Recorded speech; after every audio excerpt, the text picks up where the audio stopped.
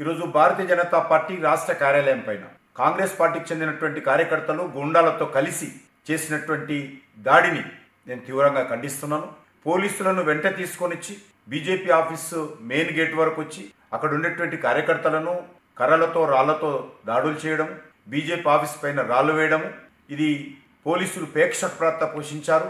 నేను ఈ సందర్భంగా హైదరాబాద్ పోలీస్ కమిషనర్ను అడుగుతా ఉన్నాను, మీ పోలీసులు ఈ రకంగా వివరించడం ఎంతవరకు సమంజసమని అడుగుతా ఉన్నాను. భారతీయ జనతా పార్టీ కార్యకర్తలను తలలు పగలగొట్టడం, రక్తం వచ్చే విధంగా రాళ్లతో కర్రలతో కొట్టడం, ఇది ఎక్కడ సమంజసమని అడుగుతా ఉన్నాను.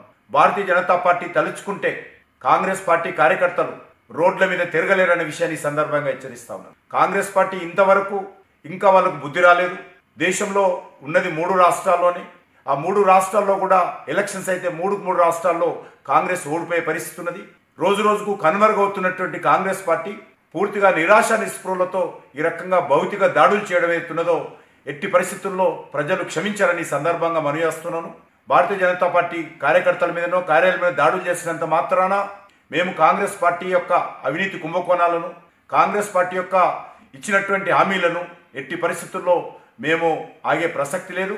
మీరు ఇచ్చినటువంటి గ్యారంటీల వైఫల్యం పైన ఖచ్చితంగా ప్రజల మధ్యకి వెళ్తాము. మీరు ఎంత దాడులు చేసుకున్నా కూడా వెనుకడుగు వేసే పరిస్థితి లేదు. మేము జాతీయ పార్టీగా మేము కొన్ని నియమాలు పెట్టుకున్నాము. ఖచ్చితంగా కార్యాలయం మీద ఈ రకంగా భౌతిక దాడులు చేయకూడదని నిర్ణయించుకున్నాము.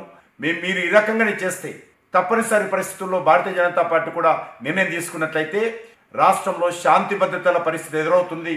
ఇది ముఖ్యమంత్రి గారు బహిరంగంగా ఈరోజు దీనిపైన సంజాయిషి ఇవ్వాల్సిందిగా నేను డిమాండ్ చేస్తా ఉన్నాను.